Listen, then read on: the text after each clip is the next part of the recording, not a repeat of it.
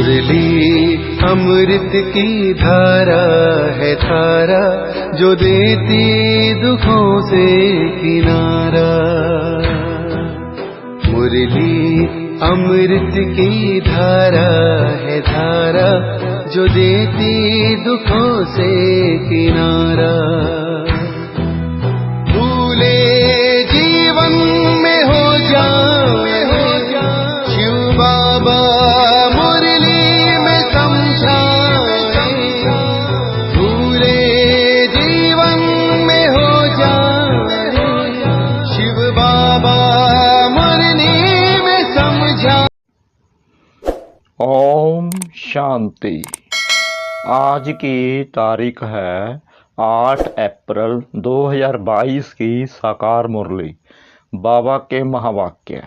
मीठे बच्चे, अपनी अवस्था अच्छी बनानी है तो सवेरे सवेरे उठ एकांत में बैठ विचार करो कि हम आत्मा हैं, हमें अब वापस जाना है।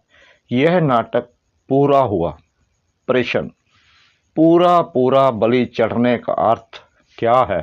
उत्तर: पूरा बलि चढ़ना माना बुद्धि का योग एक तरफ रहे, बच्चे आदि कोई देहदारी याद न आए, देह का भान टूट जाए।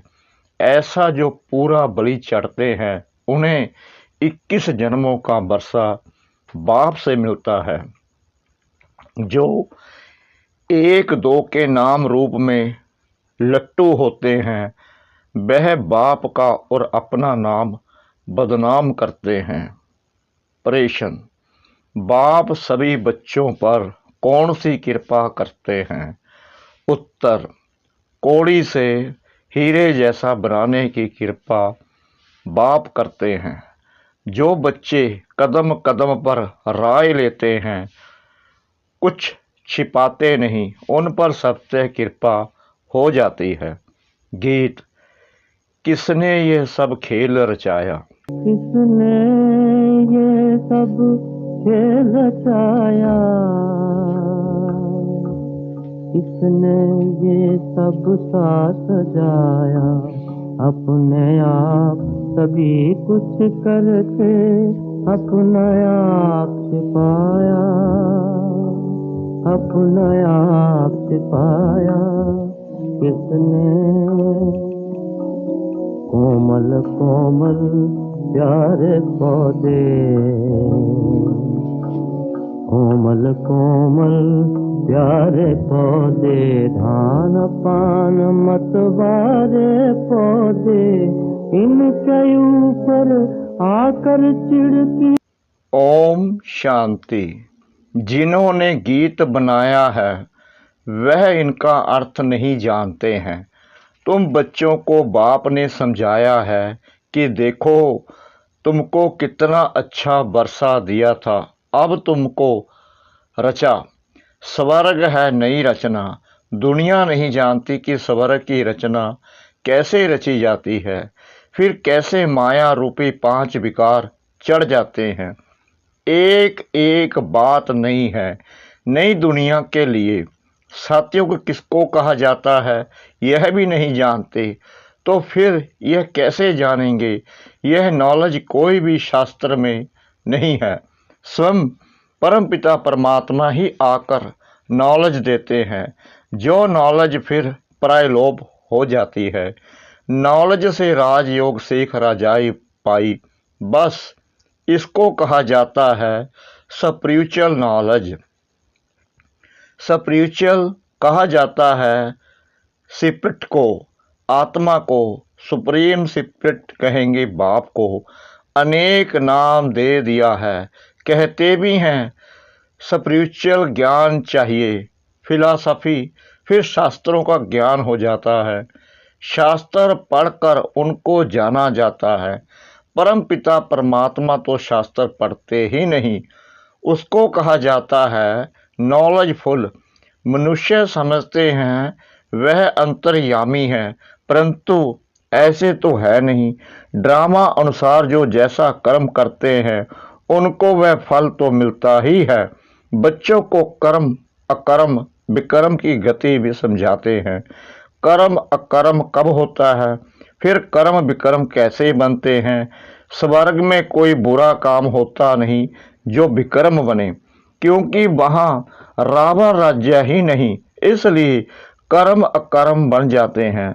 लेप छेप तब लगता है जब विक्रम करते हैं। पाप कराने वाला है रावण। अब तुम बच्चों को बाप समझाते हैं।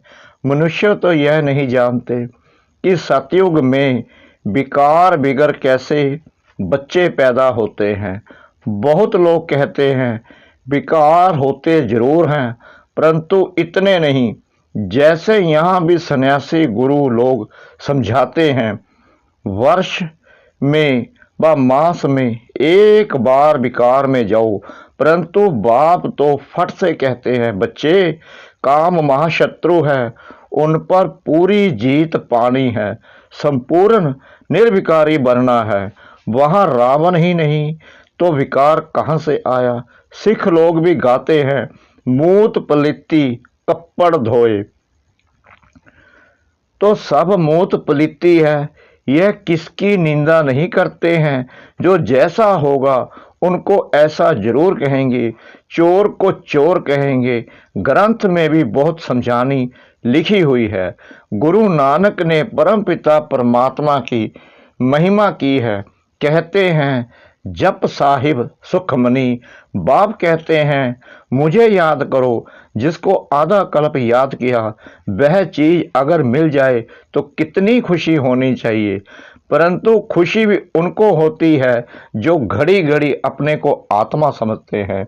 आत्मा समझने से बाप के साथ लव रहेगा। आत्मा को इस समय पता ही नहीं कि हमारा बाप कौन है। बाप का बन बाप के ऑक्यूपेशन को ना जाना तो उनको बुद्धू कहेंगे। प्रहलाद की कथा सुनाते हैं। बदला लेने के लिए थंब से निकला, परंतु परमात्मा है कहाँ, एड्रेस का पता भी नहीं। अभी तुम बच्चे जानते हो, तुम हो ब्रह्म कुमार कुमारियां। प्रजापिता ब्रह्मा का भी नाम बाला है। स्त्री तो है नहीं जो उनसे बच्चे पैदा करे, जरूर मुख वंशावली होंगे। तुम भी यह समझ सकते हो, हम हैं ब्रह्म कुमार कुमारियां। प्रजापिता ब्रह्मा का नाम सुना है तो परमपिता परमात्मा ब्रह्मा द्वारा रचना रचते हैं। पहले पहले ब्रह्मा को रचा, फिर ब्रह्मा द्वारा रचना रची। बाप समझाते हैं देखो मेरी कितनी मुख वंशावली है। सबको वर्षा तो शिव बाबा से ही मिलता है। जिसको अडॉप्ट किया वह तो जरूर गरीब होंगे। पहले ब्रह्मा को एडॉप्ट किया ब्रह्मा द्वारा, फिर मुख वंशावली बने। वह मुख वंशावली ब्राह्मण जिस्मानी यात्रा कराते हैं। यह ब्रह्मा मुख वंशावली रूहानी यात्रा कराते हैं। इस रूहानी यात्रा का किसको पता नहीं है। पुरुषार्थ करते हैं कि हम निर्वाण धाम जावें, तो बुद्धि की यात्रा ब्रह्मा तरफ होगी। यह ब्रह्म की यात्रा हो गई, समझते हैं हम ब्रह्मा में लीन हो जाएंगे। तो फिर जिस्मानी यात्रा करने की दरकार क्या है।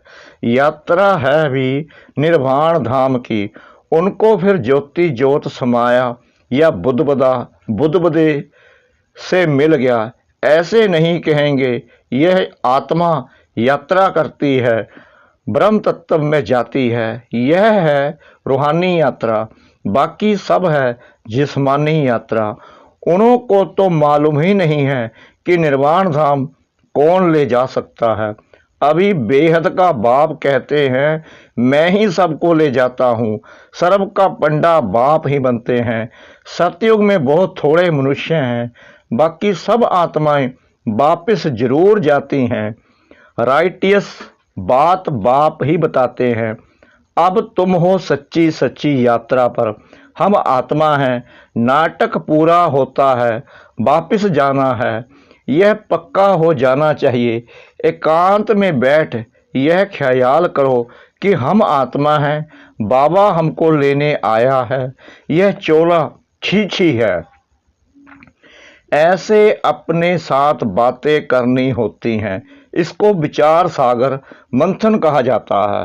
बाप ने कर्म करने की तो छुट्टी दी है, बाकी रात को जाग कर यह अभ्यास करो तो दिन में भी अवस्था अच्छी रहेगी, मदद मिलेगी। रात का अभ्यास दिन में काम आएगा। रात को जागना है 2 बजे के बाद, क्योंकि 9 से 12 बजे तक का टाइम बिल्कुल डल्टी है। इसलिए विचार सागर मंथन सवेरे ही किया जाता है। हम आत्मा हैं, बस अब बाबा के पास ही जाना है। एक चोला छोड़ दूसरा लेंगे, यह है अपने साथ बातें करने का ढंग। 84 जन्म पूरे हुए, बाकी कुछ दिन रहे हुए हैं। यह बेहद का ड्रामा है। ऐसे बुद्धि में रहने से देह का भान टूट जाएगा। बाप और वर्षा ही याद पड़ेगा। बाप ही आकर शिक्षा देते हैं, नहीं तो हम ऐसे श्रेष्ठ पवित्र बन कैसे सकते हैं। इस समय करप्शन तो बहुत है, इसलिए नाम निकलते हैं सदाचार कमेटी। आगे यह सब बातें थी नहीं। यह करप्शन आदि सब अभी हुई है।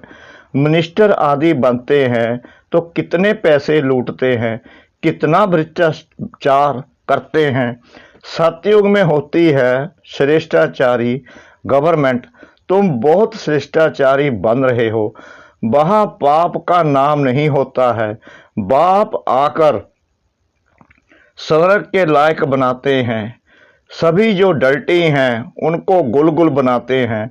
स्वर्ग स्थापन करके सर्व को सदगति दे, फिर खुद छिप जाता हूँ।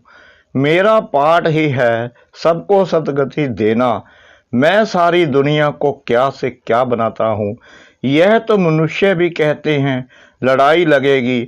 अखबारों में पढ़ता है 5 वर्ष के अंदर यह होगा, वह होगा, अच्छा विनाश होगा। भला फिर क्या होगा? यह विनाश भी क्यों होता है? कारण बताए ना। तुम अब जानते हो बाप स्वर्ग की स्थापना कर रहे हैं तो नरक का जरूर विनाश होगा। बाप आकर पुरानी दुनिया से नई दुनिया बनाते हैं। वहाँ अकाले मृत्यु होता नहीं। मरने का कभी डर नहीं रहता। आत्मा का ज्ञान रहता है। हम एक शरीर छोड़ जाकर दूसरा लेते हैं। यह भी समझते हैं जो देरी से आएंगे वह जरूर थोड़े जन्म लेंगे। हमारे 84 जन्म पूरे हुए हैं। यह दुनिया नहीं जानती है। तुम आत्माओं को परमपिता परमात्मा बैठ समझाते हैं। प्रजापिता के बच्चे तो आपस में भाई बहन ठहरे तो कोई भी विक्रम कर नहीं सकते। यूं कहते भी हैं हिंदू चीनी भाई भाई, फिर विकार में कैसे जाएंगे? कहना तो सहज है, परंतु अर्थ नहीं समझते। भाई भाई का अर्थ आत्मा पर चला जाता है। भाई बहन के संबंध में विकार की दृष्टि ठहर न सके।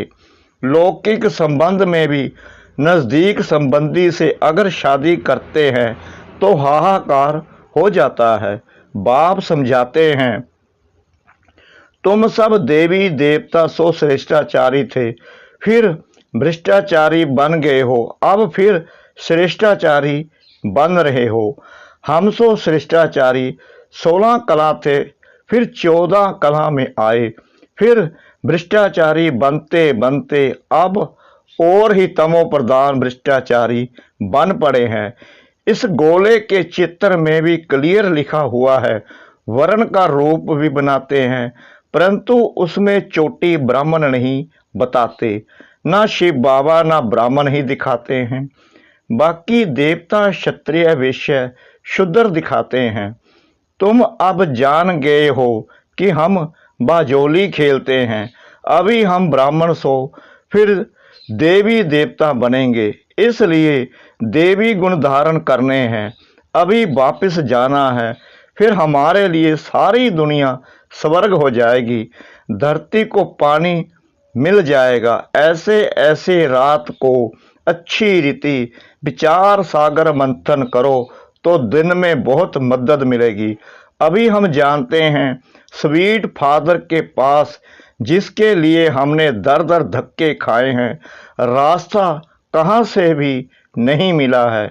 अभी तुम पुरुषार्थ कर रहे हो वर्षा पाने का, परंतु माया भी बड़ी प्रबल है, बहुत धोखा देती है, झट कान से नाक से पकड़ लेती है, भ्रष्टाचारी बन पड़ते हैं, काम का नशा आ जाता है, किसके नाम रूप के पीछे लट्टू हो जाते हैं, जैसे आशिक माशूक बहुत धोखा खाते हैं, लोभी भी एकदम नाम बदनाम कर देते हैं।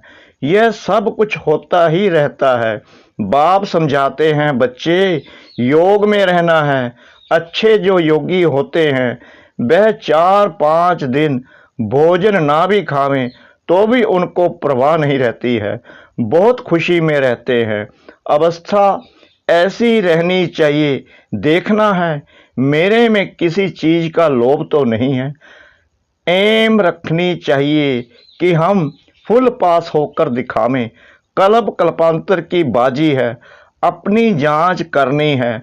हम लक्ष्मी नारायण को वरने अथवा रजाई लेने के लायक बना हूँ।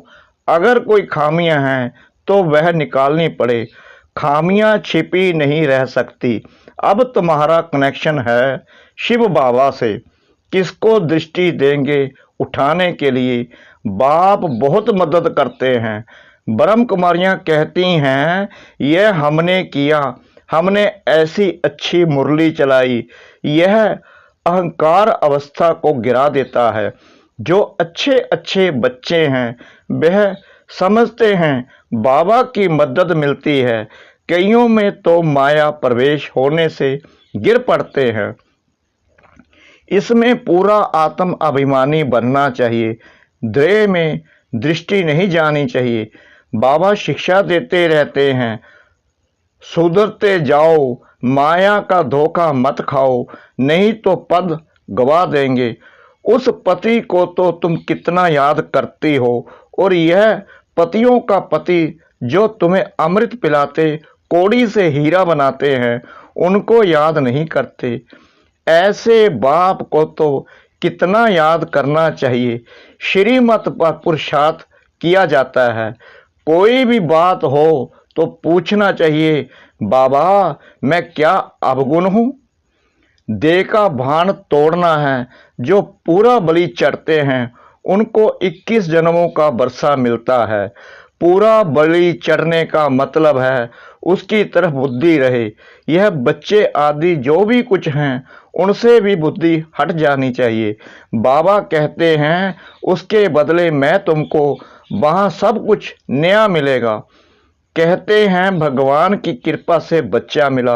अब भगवान खुद कहते हैं वह कृपा तो अल्पकाल की है, अब तो तुम्हारे पर बहुत कृपा करेंगे, तुमको कौड़ी से हीरा जैसे बना देंगे। गृहस्थ व्यवहार में रहते यह सब कुछ बाप का समझो। कदम कदम पर राय लेते रहो।